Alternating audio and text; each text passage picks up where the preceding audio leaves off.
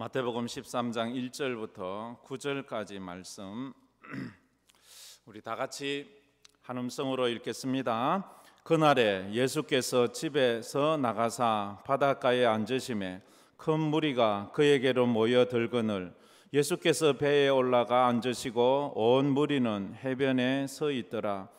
예수께서 비유로 여러 가지를 그들에게 말씀하여 이르시되 씨를 뿌리는 자가 뿌리러 나가서 뿌릴새 더러는 길가에 떨어짐에 새들이 와서 먹어버렸고 더러는 흙이 얕은 돌밭에 떨어짐에 흙이 깊지 아니하므로 곧 싹이 나오나 해가 돋은 후에 타서 뿌리가 없으므로 말랐고 더러는 가시떨기 위에 떨어짐에 가시가 자라서 기운을 막았고 더러는 좋은 땅에 떨어짐에 어떤 것은 100배 어떤 것은 60배 어떤 것은 30배의 결실을 하였느니라.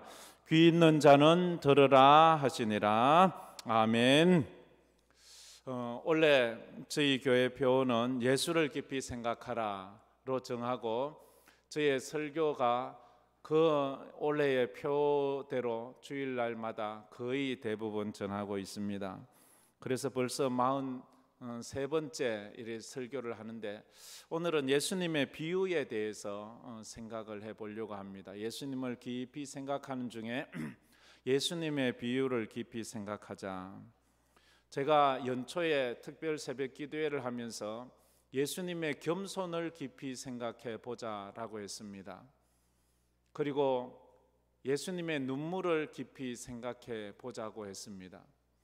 그리고 산상수훈 말씀을 전하면서 예수님의 마음을 깊이 생각해 보자고 했습니다.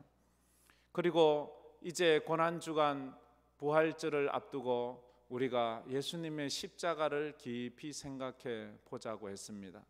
부활절을 맞이하면서는 예수님의 부활을 깊이 생각해 보자고 했습니다.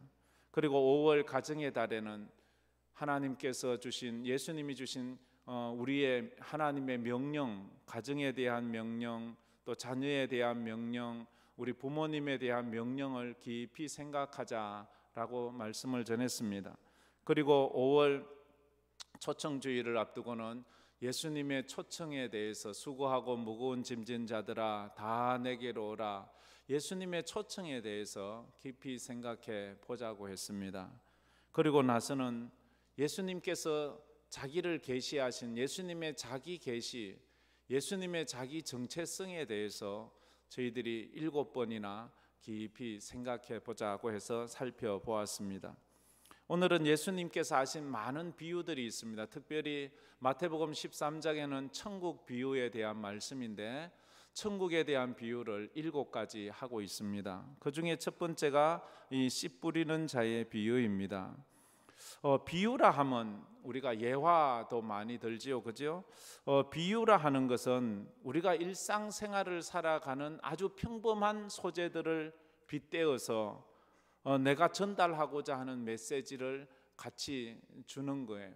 그러면 사람들이 쉽게 이해할 수 있는 것입니다. 누구나 이해할 수 있는 거예요. 이게 설교에서도 그대로 적용되지요. 설교는 쉬워야 해요.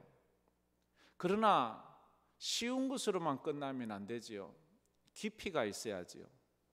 그래서 설교는 어린아이도 듣고 이해할 수 있어야 하고, 그러나 공부를 많이 하고 믿음이 아주 깊은 사람들도 그 설교를 들으면서 가슴이 찡하고 감동하는 그런 깊은 심오한 메시지가 있어야지요. 그렇게 되어야 되지 않겠습니까? 이 비유가, 그래서 그런 면에서는 이 비유가 참 도움이 된다 하는 것입니다. 비유는 누구나 다 알아들을 수 있는 거거든요. 근데 비유에 또 다른 면이 하나 더 있습니다. 비유는 누구나 다 알아들을 수 있지만 아무나 깨달을 수 있는 게 아닌 것이 비유입니다. 그 비유는 누구나 다 알아들어요. 아이들도 알아들어요. 그러나 아무나 깨닫지는 못합니다. 알아듣는 사람들에게는 너무 쉬운 말이 되고 그 말씀을 통해서 너무 쉽게 하나님을 만납니다. 탕자의 비유, 이것이 하나님의 마음이거든요. 그런데 탕자의 비유를 보면서 사람들은 그저 효도 차원에서 불효막심한 자의 그 차원에서만 보면 이것의 심오함을 깨닫지 못하는 것입니다. 이 탕자의 비유는 효도하자고 주시는 말씀이 아닙니다. 그것보다 더 깊고 심오한 말씀이 있기 때문입니다. 알아듣지 못하는 자들은 이렇게 말합니다. 말은 알겠는데 그 의미가 무엇인지는 모르겠다라고 말합니다. 쉽게 말하면 생명과도 같은 거지요. 생명은 색깔을 구분하지 못합니다. 그렇다고 앞에 있는 것이 안 보이는 건 아니에요. 다 보여요. 먼지, 사물을 분간할 수는 있습니다. 그러나 단지 색깔만 구분할 수 없을 뿐입니다. 그러나 정상인들은 색깔까지 다 이렇게 구분할 수 있지요.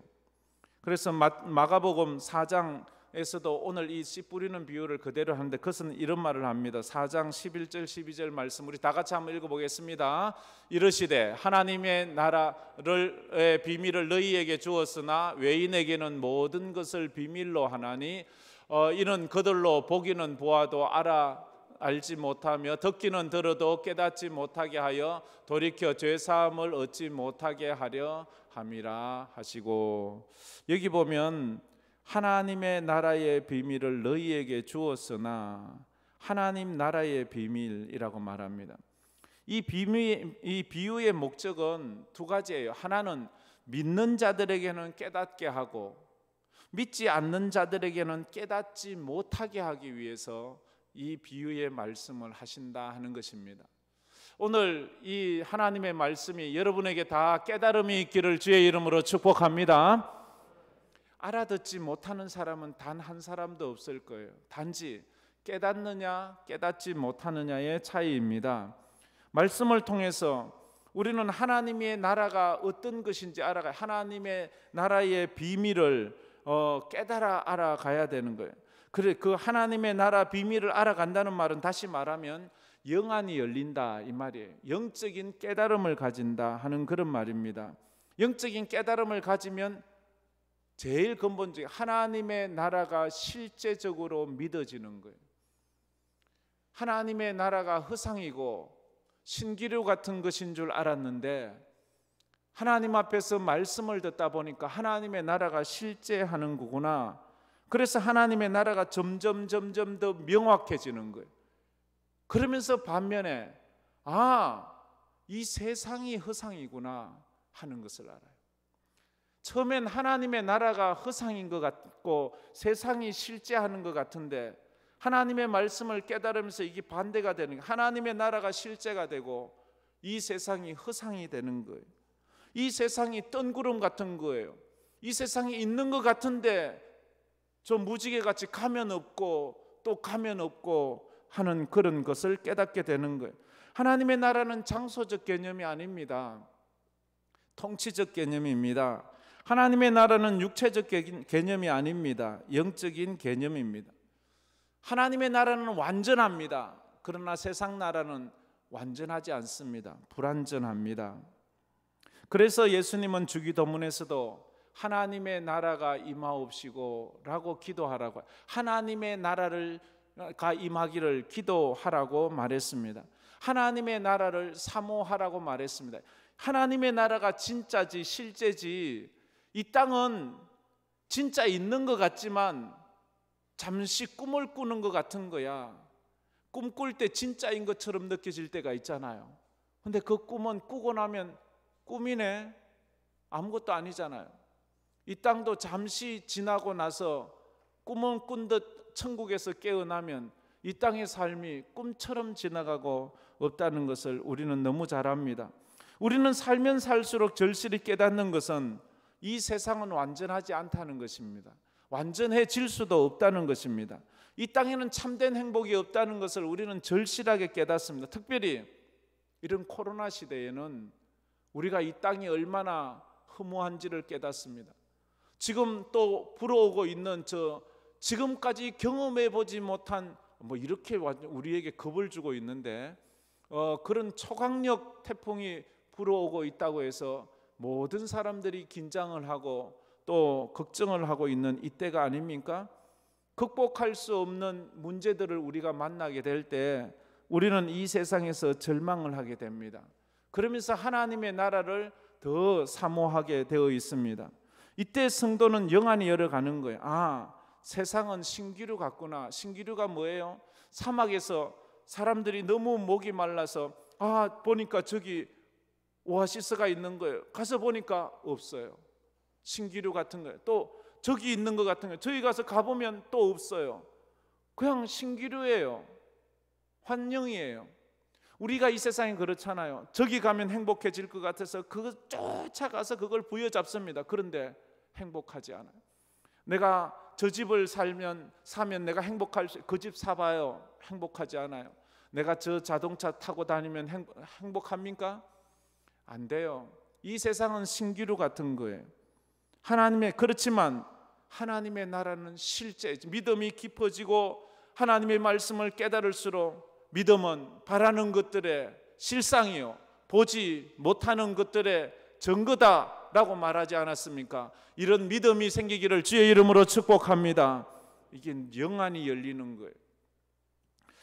씨 뿌리는 비유는 이어서 씨는 말씀을 말하죠. 말씀을 뿌린다는 거지요. 이 말씀을 전파한다는 이 뜻과 씨를 뿌린다는 말과 같습니다. 전파와 뿌리는 것과도 같습니다. 그래서 말씀을 전파하는 것은 씨를 뿌리는 것과도 같습니다. 씨앗에는 생명이 있습니다. 어떤 씨앗이든지 씨앗에는 생명이 있습니다. 그래서 그 씨가 뿌려지면 정상적으로 땅에 들어가 영양분을 받으면 싹이 나게 되어 있습니다. 그처럼 말씀에는 생명력이 있습니다. 어떤 말씀이든지 이 하나님의 말씀은 생명력이 있어서 이 말씀을 받은 사람은 그 속에서 싹이 나고 생명이 돋아야지 정상입니다. 왜? 말씀은 생명이 있는 씨앗이기 때문에 그렇다 하는 것입니다.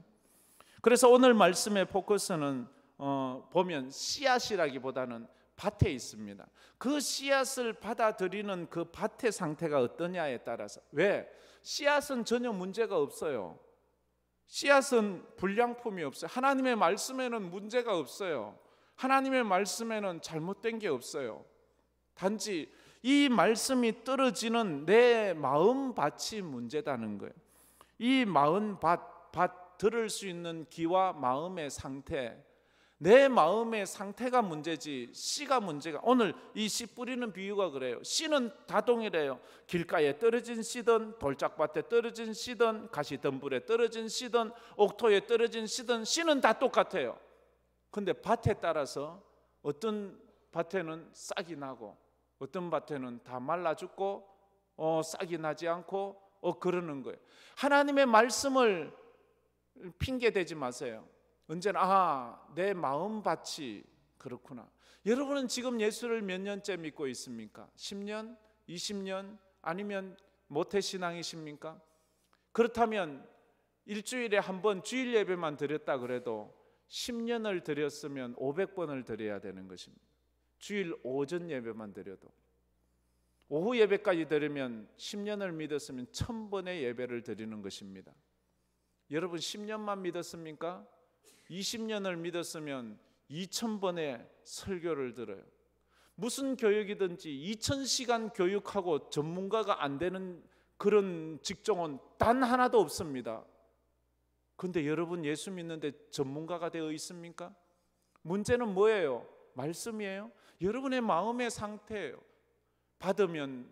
씨를 받으면 다 까먹고 잊어버리고 그런 거 아니겠습니까? 오늘 씨 뿌리는 비유에서는 4가지 밭을 소개하고 있습니다. 길가, 돌밭, 가시떨기, 좋은 땅, 이렇게 말씀을 하고 있습니다. 첫 번째로 볼 것은, 오늘은 하다 보니까 양이 많아져서 이 첫 번째만 하고 다음으로 미뤄야 될 것 같습니다. 첫 번째 보면 이렇게 말합니다. 길가에 떨어진 씨앗은 새들이 와서 먹어버렸습니다. 4절 말씀 우리 한번 다 같이 한번 다시 읽도록 하겠습니다. 뿌릴새 들으는 길가에 떨어짐에 새들이 와서 먹어버렸고.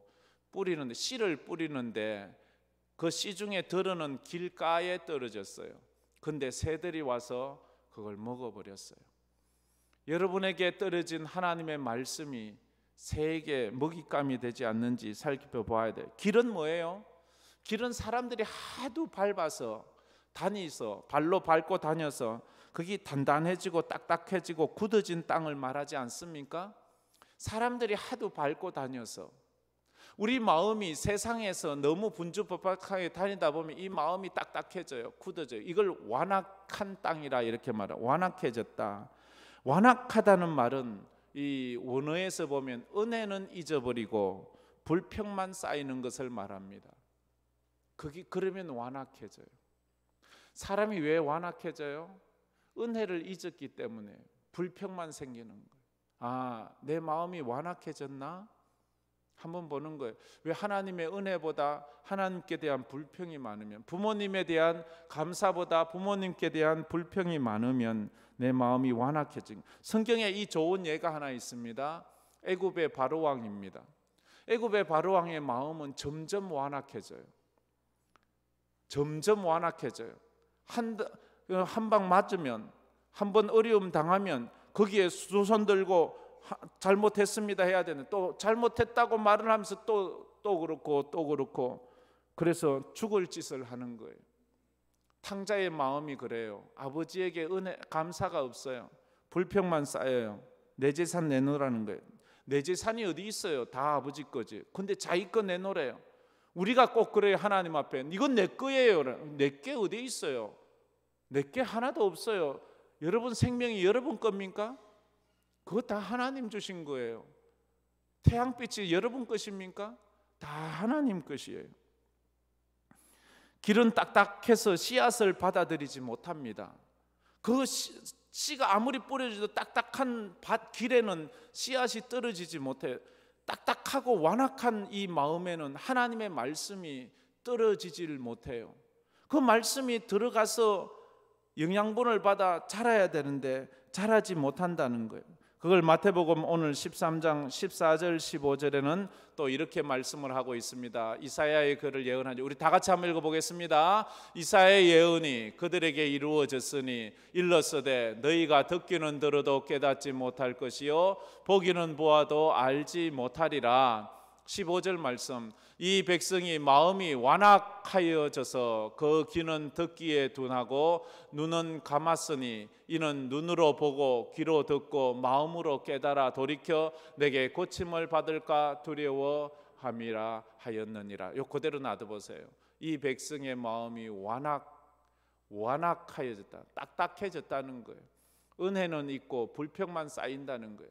불평만 완악해짐의 증거, 완악해지면 어떤 결과를 낳는가 하면 네 가지 단계로 나오는데 첫 번째는 이 마음이 완악해졌죠. 두 번째는 귀가 둔하여져요. 들리지가 않아요. 들리지 않는다는 것은 깨닫지 못한다는 거예요. 눈이 감겼어요. 보지를 못해요. 그래서 왜곡된 시각을 가지는 거예요. 뻔히 보이는데도 왜곡시켜버리는 거예요. 그리고 눈으로 보고 귀로 듣고 마음으로 깨달아 돌이키지 못하는, 마음 깨달아지지를 못하는 거예요. 하나님 앞에 정말로 이런 코로나 시대를 살아가면서 우리가 가만히 내 자신의 신앙을 점검해 보는 것이 중요한 것 같습니다. 그 결과가 어떻게 되는 거예요? 그 결과는 영적인 것에 관심이 점점 없어지는 거예요. 이 세대의 모습이 그렇잖아요. 가면 갈수록 교회나 성도나 세상 사람 점점 영적인 것에 관심이 없어져요. 세상적인 것에 점점 관심이 많아져요. 노아 시대가 그랬어요. 사람들이 먹고 자는 것, 그도 시집가고 장가가는 것, 장사하는 것, 거기 세상적인 것에만 관심이 많았지 영적인 것에는 관심이 없었어요. 영적인 것은 도무지 신경 쓰려고 하지 않았어요. 그러다 보니까 하나님 앞에 나와 있는 성도들조차도 말씀에 대한 기대감이 많이 없어요. 오늘은 목사님이 어떤 말씀을 하실까? 오늘 말씀은 참 어떤 귀한 말씀일까? 한번 사모해보자. 이런 사모하는 마음이 없다고요. 이 내 마음이 너무 딱딱해지니까 말씀에 대한 사모함이 없어요. 그저 종교 의식만 드리고 가는 거예요. 내가 집사니까, 내가 성도니까, 내가 중직자니까 예배는 드려야지, 이런 마음으로 하는 거지. 이 기대감도 사모감도 없어요. 그러니까 믿음이 자라지를 않는 거예요. 믿음이 자라지를 않는 거예요. 그래서 오늘 우리가 읽은 4절 말씀의 해석을 오늘 본문에서는 19절에서는 이렇게 해석을 하고 있습니다. 19절은 4절 말씀의 해석이에요. 다 같이 한번 읽겠습니다.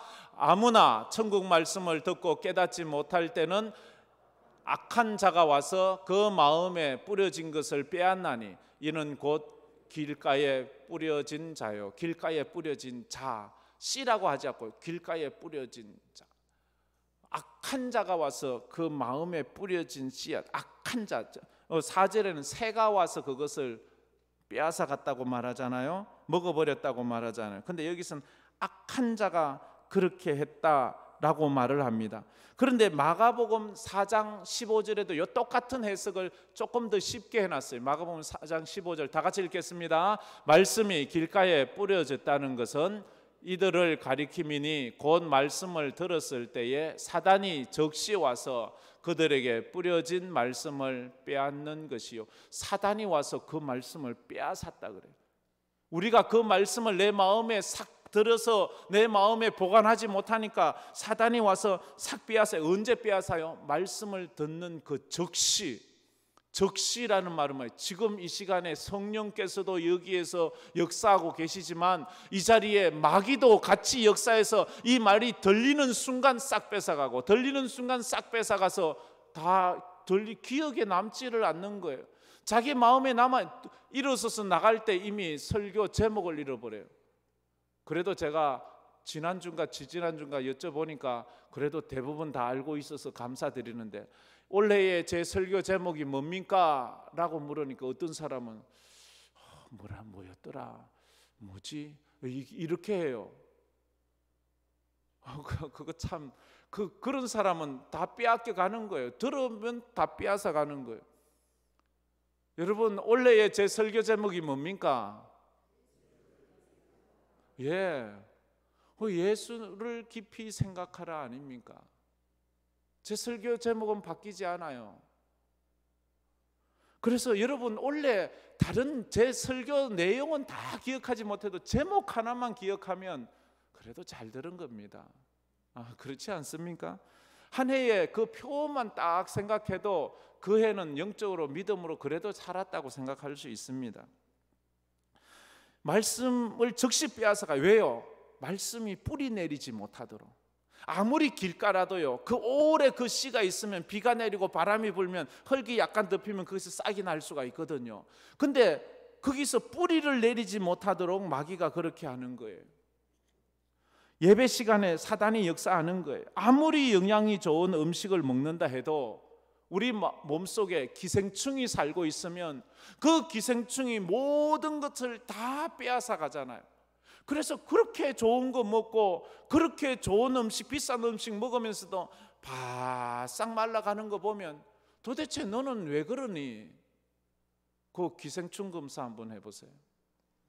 다시 말해서 영적인 체크업을 해요. 내가 내 영양분을 지금 마귀가 빼앗아 가고 있지 않는지, 내가 왜 이렇게 믿음이 자라지 않는지, 내가 왜 이렇게 은혜에 감격을 하지 못하는지, 나는 왜 하나님의 은혜를 감격하지 못하는지 한번 생각해 보아야 돼요. 그렇다면 들은 말씀을 빼앗기지 않기 위해서 우리는 어떻게 해야 합니까? 제가 정한 첫째로 영적인 주파수를 맞추어야 합니다. 자, 한번 저 말씀 다 같이 읽어봅시다. 영적 주파수를 맞추어라. 영적인 주파수를 맞추어야 합니다. 제가 얼마 전에 어디를 갔다 왔더라? 서울을 갔다 왔는데 어디 제가 카카오 택시를 한번 탄 적이 있어요. 카카오 택시를 타고 집으로 오는데 깜짝 놀랐어요. 연세가 84이에요 기사분이. 근데 얼마나 건강하신지 몰라요. 그런데 이제 불교 방송을 틀어놓으셨어요. 그래서 이상한 방송을 들으셨네요 이러니까 예, 저는 이렇게 불자입니다 하면서 그래서 저는 예수 믿습니다 뭐 이렇게 말하고 그랬어요. 예수 믿으나 불교를 믿으나 똑같은 게 있더라고요. 나라 사랑하는 마음은 똑같더라고요. 기사님들이 얼마나 이 보수가 강한지 몰라요. 그래서 뭐 젊은 사람들 걱정하시고 뭐 그러더라고요. 그래서 이 주파수가 어떻게 맞추느냐에 따라서 그 방송이 나오는 거예요. 주파수가 맞지 않으면 잡음이 생겨요. 소리가 정확하게 들리지 않아요. 사탄은 우리에게 주파수를 자꾸 다른 데로 틀라고 말해요. 지금 하나님의 말씀의 주파수가 들려서 내게 싹싹 들어와야 되는데 이 주파수가 세상 소리가 자꾸 들리는 방송을 틀어줘요. 아담 하와에게 선악과 따먹어라, 선악과 따먹어라, 그러면 하나님처럼 된다. 이 세상 방송이 자꾸 들어오는 거예요. 그런데 하나님의 방송은 뭐예요? 절대 선악과는 따먹지 마. 그러면 너희들 정말 죽어. 너희들은 생명나무 과일만 먹어야 돼. 그런데 그들은 그 세상 주파수가 더 듣기 좋았어요. 그래서 그만 선악과를 따먹고 말지 않습니까? 우리가 영적인 주파수를 맞추어야 돼요. 영적인 주파수가 잘 맞춘 사람은 어떤 상황에서도 그 주파수의 말씀을 듣고 힘을 얻어 살아가는 거예요. 사도 바울 같은 경우에는 어떤 상황, 어떤 환경에서도 영적인 주파수를 맞추어서 하나님의 말씀을 듣고 사는 거예요. 빌립보 감옥에 갇혀 두들겨 맞고 피 흘려 착고에 차여 있는 그 상황에서도 하나님의 말씀이 들리는 거예요. 두려워하지 마. 내가 너와 함께해. 내가 너를 지켜줄 거야. 내가 너를 붙잡아 줄 거야. 이런 말씀이 들리는 거예요. 그러자 거기서 찬양이 나오는 거예요. 찬양과 감사가 나오는 거예요. 기적이 나오는 거예요. 근데 어떤 사람은 편안해요. 모든 게 잘 되는 것 같아요. 근데 세상 주파수 자꾸 들어와요. 하나님 믿는다고 좋은 게 뭐 있어? 교회 간다고 되는 게 뭐 있어? 이런 코로나 시대에 누가 교회를 가? 이러면 자꾸 그게 현혹이 되는 거예요. 그러면 들어오는 게 그럼 그렇지. 내가 간다고 뭐 하나님이 뭐 나한테 해준 게 뭐 있어? 원망이 오고 불평이 오면 그러면 안 되는 거예요. 여러분들의 주파수는 어느 방송에 맞춰져 있습니까? 어떤 사람의 라디오를 보면 교통방송에 딱 맞춰놓은 사람이 있어요. 어떤 사람은 경제방송에 딱 맞춰놓은 사람도 있어요. 여러분은 무슨 방송에 포커스를 맞추며 살아가십니까? 오늘 말씀 13장 9절에 이렇게 말씀을 하고 있지요. 9절 다 같이 읽겠습니다. 귀 있는 자는 들으라 하시니라. 귀 있는 자는 들으라. 우리 중에 귀가 없는 사람이 어디 있나요? 우리 중에 귀가 없는 사람이 어디 있어요? 근데 왜 이런 말씀을 하세요? 귀가 있다고 다 듣는 게 아니에요. 다시 말해서 들린다고 들리는 게 아니에요. 들린다고 들리는 것이 아니에요. 하나님, 저는 지금 저 목사님 얘기가 무슨 말인지 도통 모르겠네요. 그렇다면 여러분 눈물로 기도하세요. 내가 좀 깨닫게 해달라고. 그런데 상식적으로 제가 생각할 때는 지난주에 제가 포도나무 비유를 할 때에도 교회라고는 처음 온 사람이 지난주에 왔었어요. 참 이 코로나 때 교회라고 처음 온 사람이 왔어요. 그래서 제가 물었어요. 제 말이 이해돼요? 이렇게, 예, 다 이해되던데요. 이렇게 말을 해요. 아마 오늘 말씀도 이해 안 되는 사람은 없을 거예요. 주파수를 잘 맞춰야 돼요. 신앙의 기본은 듣는 거예요. 잘 들어야 돼요. 안 들려서 못 듣는 게 아니고요. 안 들어서 못 들려요. 이 참 말이 이상하죠, 그죠? 안 들리는 것이 아니라 안 들어요. 하나님의 말씀에 귀를 딱 틀어막고 있는 거예요. 잘 들어야 깨닫고 깨달아야 믿음이 생기거든요. 그래서 이 로마서 10장 17절에는 이런 말씀하잖아요. 우리 너무 잘 아는 말씀 다 같이 읽어보겠습니다. 그러므로 믿음은 들음에서 나며 들음은 그리스도의 말씀으로 말미암느니라. 믿음은 들음에서 나는 거예요.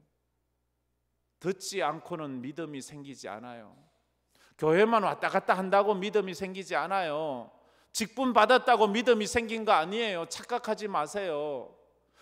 예배 드린다고 믿음이 생기는 것도 아니에요. 말씀이 들려야 돼요.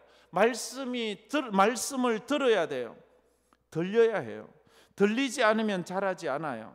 달고 오묘한 그 말씀, 생명의 말씀은 귀한 그 말씀, 진실로 생명의 말씀이. 그러면 어떻게? 나의 길과 믿음 밝히, 나의 길과 믿음이 보이는 거예요.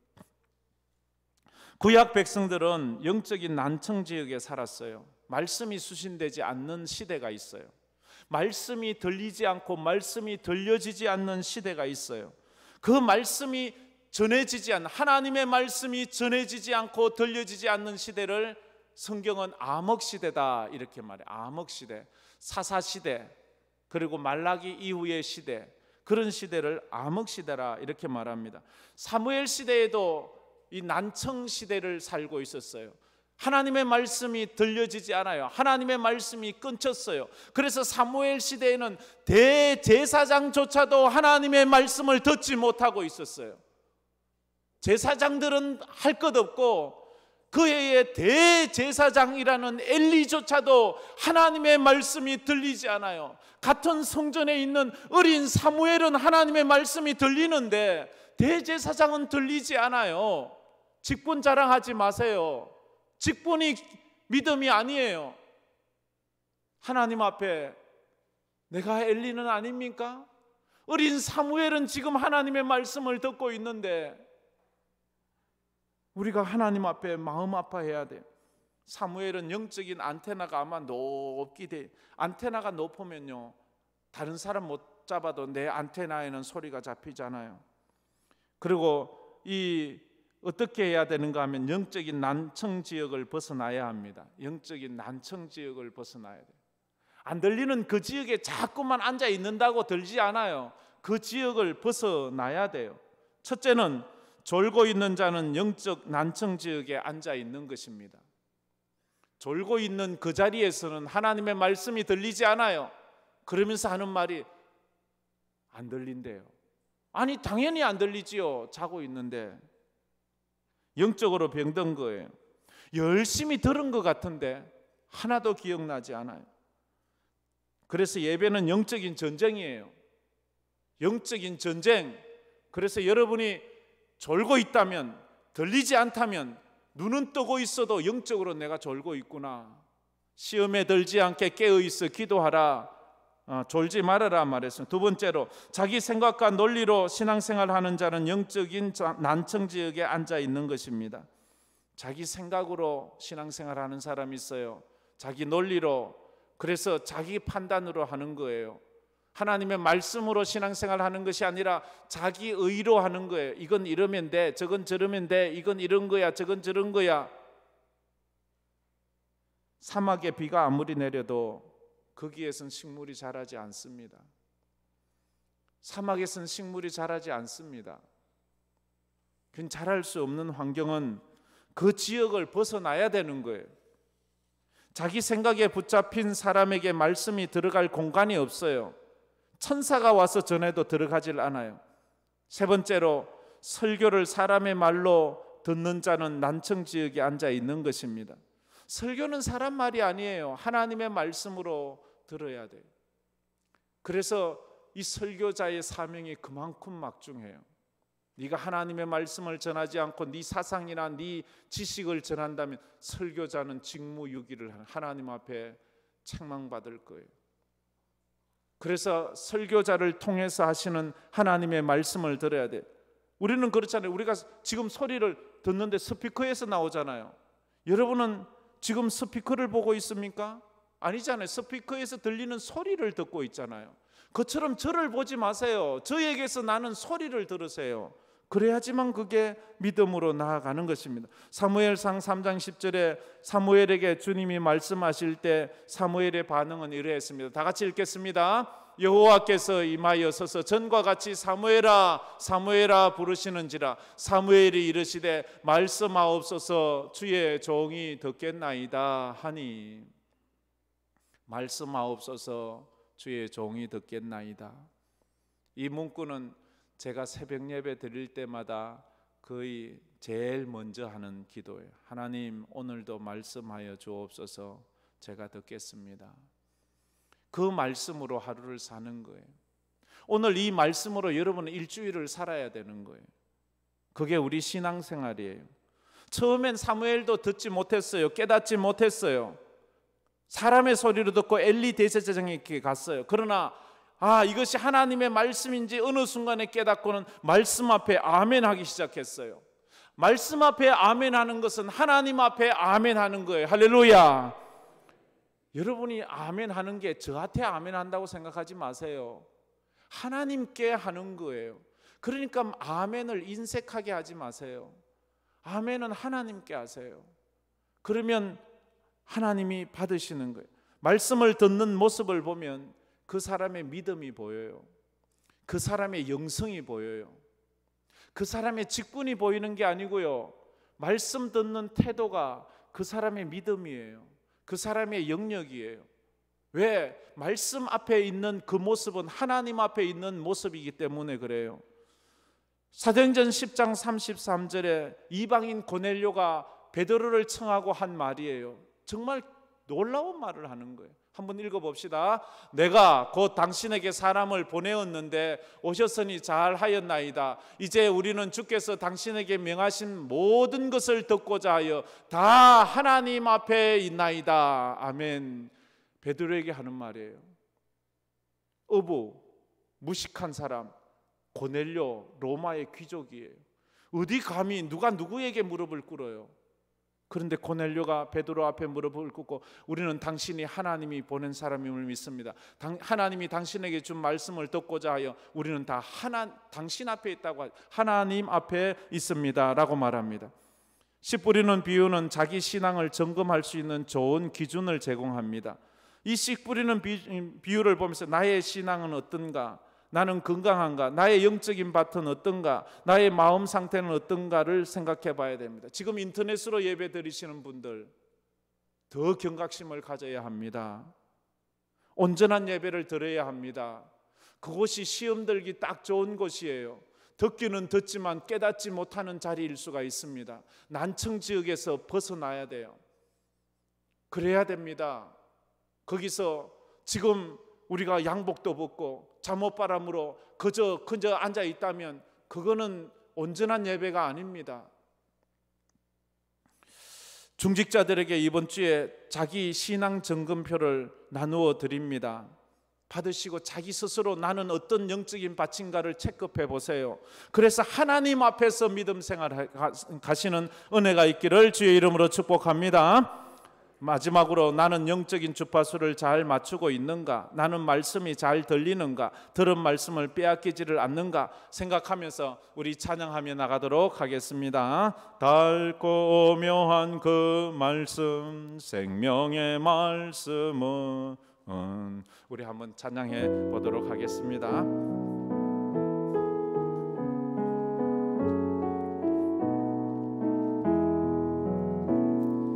달고 묘한 그 말씀, 생명의 말씀은 귀한 그 말씀 진실로 생명의 말씀이 나의 길과 믿음 밝히 보여주니 아름답고 귀한 말씀 생명샘이로다. 아름답고 귀한 말씀 생명샘이로다. 귀한 주님의 말씀은, 귀한 주님의 말씀은 내 노래 되도다. 모든 사람을 살리는 생명의 말씀은 밥도 없이 받아 생명길을 가니 아름답고 귀한 말씀 생명샘이로다. 아름답고 귀한 말씀 생명샘이로다.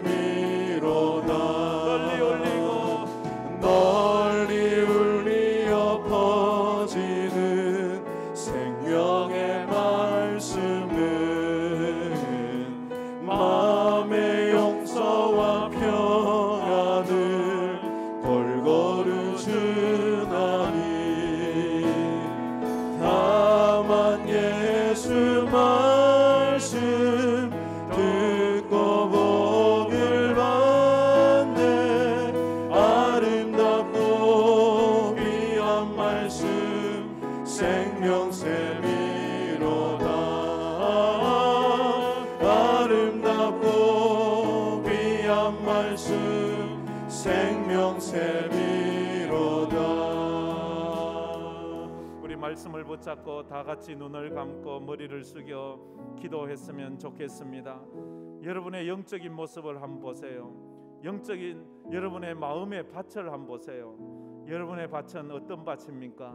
오늘 본문에 4가지 밭이 나옵니다. 우리가 길가밭만 살펴보았는데 여러분의 밭은 혹시 길가가 아닙니까? 딱딱해지지 않았습니까? 여러분의 밭은 돌이 무성하지 않습니까? 가시떨기가 무성하지는 않습니까? 아니면 옥토입니까? 하나님의 말씀이 여러분의 마음의 은혜로 늘 와닿고 깨달아집니까? 여러분은 주님의 말씀이 더 잘 들립니까? 세상 소리가 더 많이 들립니까? 세상 소리에 염려, 걱정, 불안을 하는 것이 더 많습니까? 하나님, 내 마음이 옥토가 되게 하여 주시고 내 영적인 주파수가 언제나 주님의 말씀 십자가를 향하여 하게 하시고 믿음은 들음에서 나고 들음은 그리스도의 말씀이라 했는데 그 은혜로 살아갈 수 있는 우리가 되게 해달라고 다 같이 통성으로 기도하며 나가겠습니다. 주여 감사합니다. 오늘도 저희들이 주님 앞에 나와서 예배드리게 해주심을 감사합니다. 예수님의 비유를 깊이 생각하라 말했습니다. 아버지 하나님의 말씀을 들으면서 하나님의 말씀이 귀에 들리지 않는 것이 문제가 아니라 깨닫지 못하는 것이 문제라고 주님 말씀하셨습니다. 하나님의 말씀을 듣고 깨달아 알아가면서 하나님의 나라가 실제로 믿어지고 이 세상이 허상이고 이 세상이 잠시 잠깐 있다 없어지는 안개와 것을 우리가 깨달아 알아 하나님을 더 깊이 붙잡고 나아갈 수 있는 저희들 되게 하여 주시옵소서. 아버지 하나님, 우리 마음의 상태가 어떤지 아버지 하나님의 설명으로 말하지만 너를 믿으면서 하나님 앞에 영광을 올려드리는 귀한 삶이 될 수 있도록 은혜를 베풀어 주시옵소서.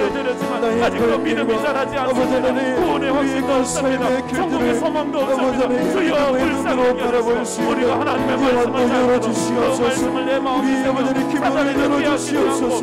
영적인 주파수를 주님 앞에 벗어나고 주님의 말씀에 아버지를 반응하고 붙잡하며 그 말씀에 순종하는 삶을 살아 주님 앞에 영광을 드리는 귀한 인생들이 될 수 있도록 하나님의 말씀으로 주시옵소서. 그 귀한 말씀이 생명이 되고 우리의 능력이 되어서 우리의 삶을 이끌어갈 수 있도록 하나님 도와주시고 함께하여 주시옵소서. 여호와여 말씀하옵소서. 주의 종이 듣겠나이다 고백했던 사무엘처럼 그 시대가 영적인 난청의 시대였는데 하나님의 말씀이 끊어진 시대였는데 어린 사무엘은 영적인 안테나를 높이 세워 하나님의 음성을 듣는 사람이 되었습니다. 하나님, 우리도 이 시대가 코로나 때문에 여러 가지 경제적 위기 때문에 여러 가지 삶의 환경 때문에 하나님의 말씀이 들리지 않고 세상의 염려와 걱정이 더 들릴 때가 있는데 주여, 우리 사랑하는 성도들이 영적인 주파수를 주님께로 맞추게 하여 주셔서 날마다 하나님의 말씀을 듣고 믿음으로 승리하게 하여 주시옵소서. 사도 바울이 감옥에서라도 하나님의 말씀을 붙잡고 찬송하며 기도하며 살았던 것처럼 우리 성도들이 힘들고 어려운 시대를 살아가지만 그곳이 병상이라 할지라도 질병의 고통 속이라 할지라도 경제적인 어려움이라 할지라도 인생의 외로움이라 할지라도 주님 말씀 붙잡고 주님 말씀이 들려서 그 말씀으로 믿음으로 승리하는 우리 모든 성도가 되게 하여 주시옵소서. 지금은 우리 주 예수 그리스도의 은혜와 우리 하나님 아버지의 무한하신 사랑하심과 성령님의 감화 감동으로 충만하심이 길가밭 같지 않고 돌짝밭도 같지 않고 가시밭과도 같지 않고 옥토 같은 마음으로 주님의 말씀을 받아 믿음으로 살기로 마음에 다짐하는 우리 모든 황금교회 성도들 머리 위에 파송된 선교사들 위해 이제로부터 영원토록 함께 있을지어다. 아멘.